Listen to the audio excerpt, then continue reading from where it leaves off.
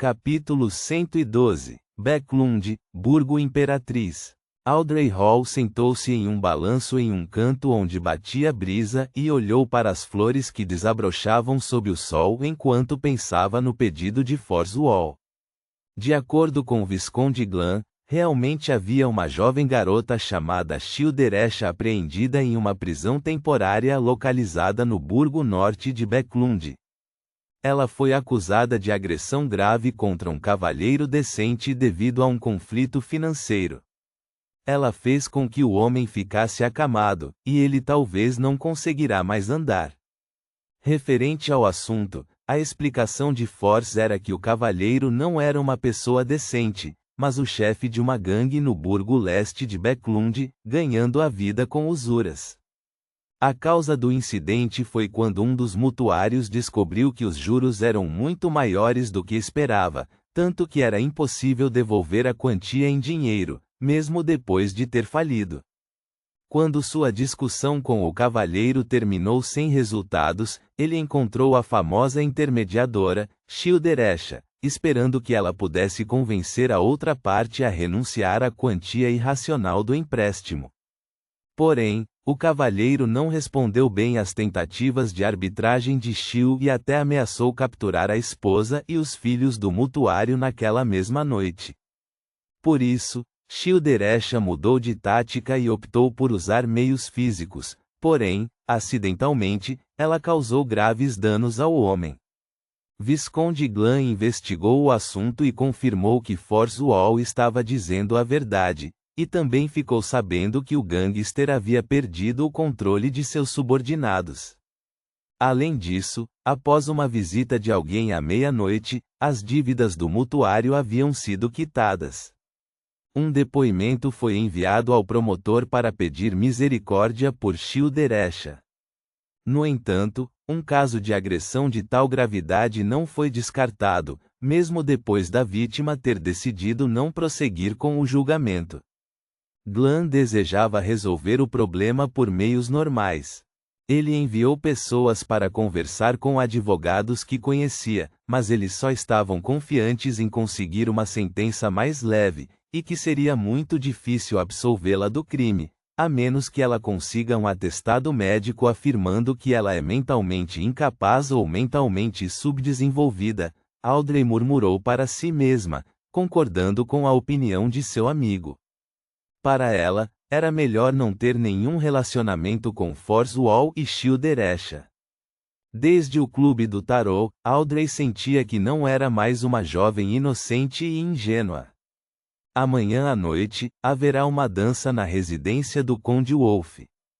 Devo dizer a Glan para agir de acordo com a sugestão do advogado. Audrey assentiu levemente enquanto tomava uma decisão. No Reino Loen, os advogados eram advogados ou procuradores. Este último não precisava se envolver em assuntos judiciais e era responsável por reunir evidências, conversar com as partes envolvidas, estabelecer testamentos em nome de seus clientes, supervisionar a alocação de propriedades e fornecer consultoria jurídica. Obviamente, eles também poderiam representar seus clientes e comparecer ao tribunal de magistrados mais básico para defender casos simples. Os advogados, por outro lado, eram responsáveis por pesquisar evidências e defender seus clientes em tribunal.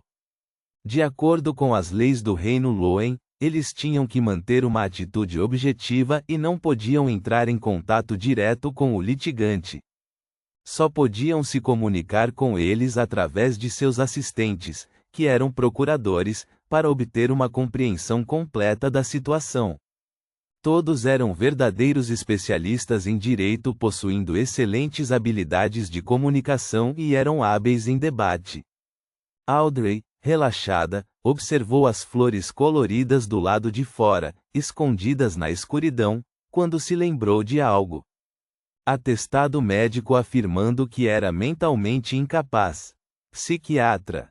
Se os alquimistas da psicologia compreendiam sobre a atuação, isso significa que eles podem ser encontrados entre os psiquiatras? Audrey sentiu que sua linha de pensamento estava no caminho correto e seus olhos brilharam como uma pedra preciosa. Nesse momento, ela viu sua Golden Retriever, Suzy, esgueirar-se para trás dos arbustos de flores, para um lugar onde apenas o jardineiro seria capaz de alcançar. Suzy, o que ela está fazendo?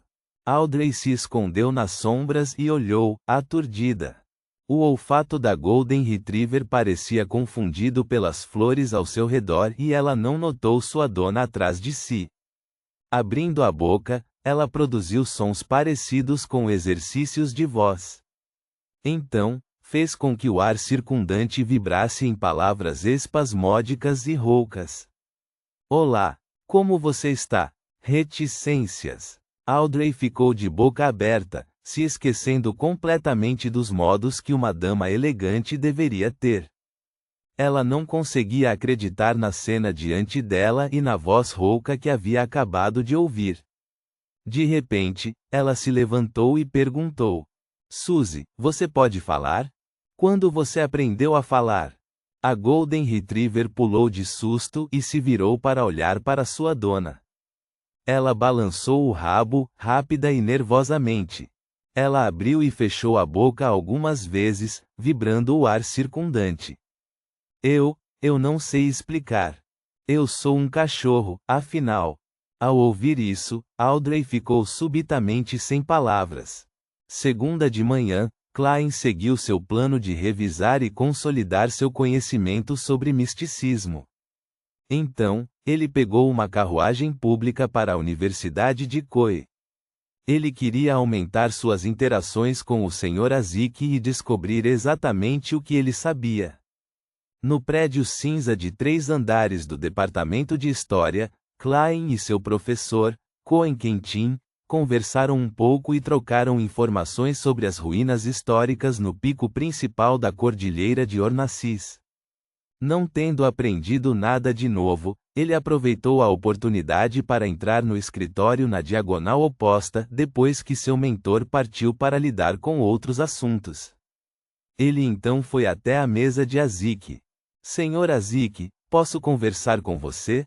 Ele perguntou ao homem de pele bronzeada, características faciais suaves e a pequena verruga abaixo da orelha direita.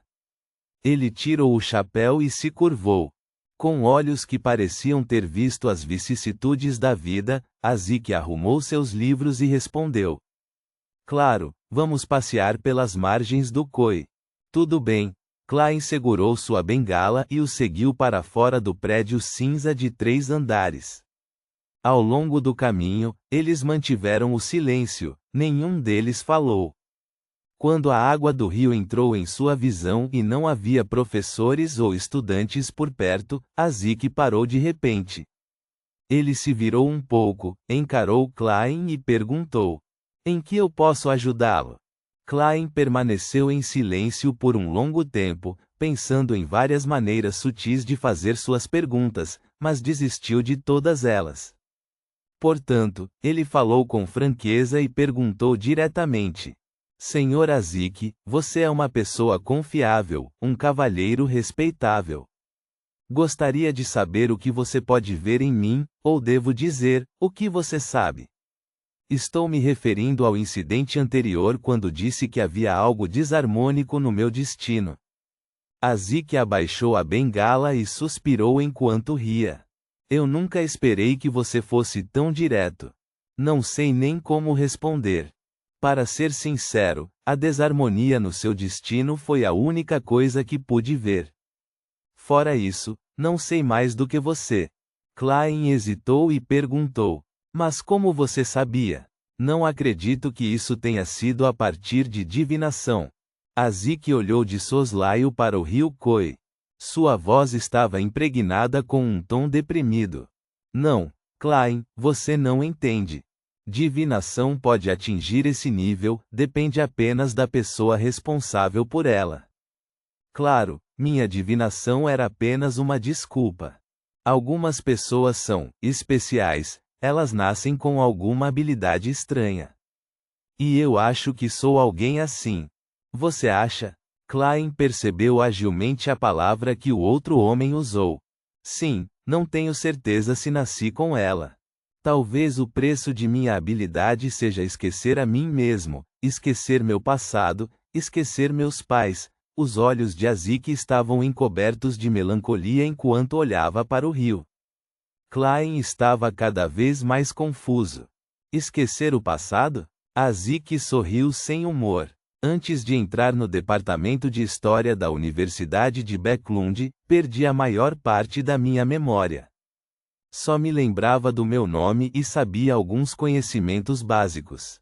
Felizmente, ainda tinha meus documentos de identificação, caso contrário, provavelmente teria acabado sem casa. Por todos esses anos, tentei procurar meus pais usando meus documentos de identificação, mas nunca encontrei nada, mesmo podendo ver um pouco do destino. Durante meus poucos anos na universidade, gradualmente percebi que possuía poderes estranhos, mas únicos, poderes que vão além do senso comum. Klein ouviu atentamente e perguntou: Senhor Azik, por que você perdeu a memória? Não, quero dizer, você descobriu por que perdeu a memória? Ele suspeitava que o Sr. Azik fosse um membro da escola da vida do pensamento que havia perdido suas memórias, e que ele poderia até ser um Beyonder de sequência intermediária que ocupava uma posição acima da média. Era uma organização secreta que tinha as sequências de poções para monstro e profeta. Era uma organização que transmitia seus conhecimentos e princípios principalmente por meio de relacionamentos mestre-discípulo.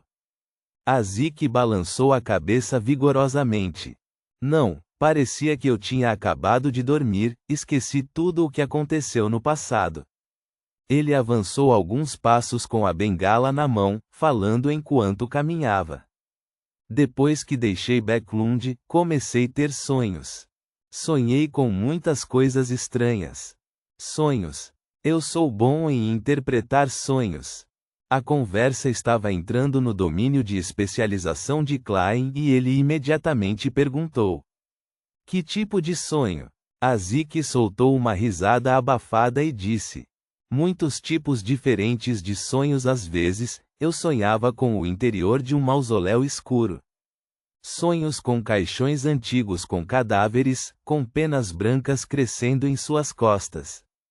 Às vezes, sonhava ser um cavaleiro coberto com armadura, segurando uma lança de 3 metros de comprimento enquanto atacava o inimigo. Às vezes, sonho como se fosse um senhor feudal, tendo um feudo rico e fértil, com uma linda esposa e 3 filhos. Às vezes, sonho comigo mesmo como um vagabundo, andando por uma estrada lamacenta na chuva, sentindo frio e com fome. Às vezes, sonho ter uma filha diferente das crianças anteriores, de cabelos pretos longos e lisos e que gosta de sentar no balanço que fiz. Ela sempre pede doces para mim.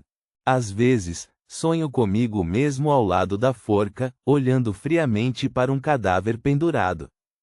Ouvindo Azik delirando como um louco, Klein de repente percebeu que não podia interpretar os sonhos porque seus vários sonhos simbolizavam coisas opostas e contraditórias. Azik retraiu o olhar, sua voz não mais etérea.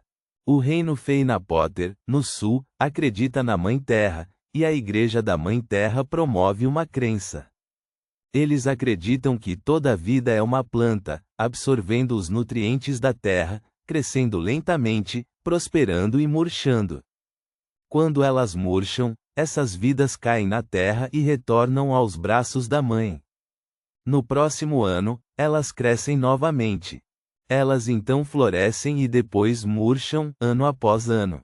A vida é assim, uma vida após a outra.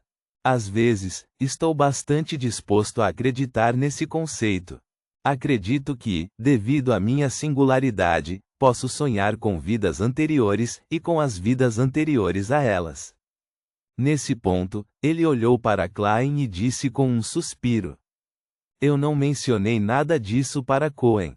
A razão pela qual estou lhe dizendo é porque eu. Azik fez uma pausa e sorriu. Peço desculpas. Minha descrição anterior não foi precisa o suficiente. A desarmonia em seu destino não é a única coisa que pude ver. Também posso ver outra coisa. Klein, você não é mais uma pessoa comum.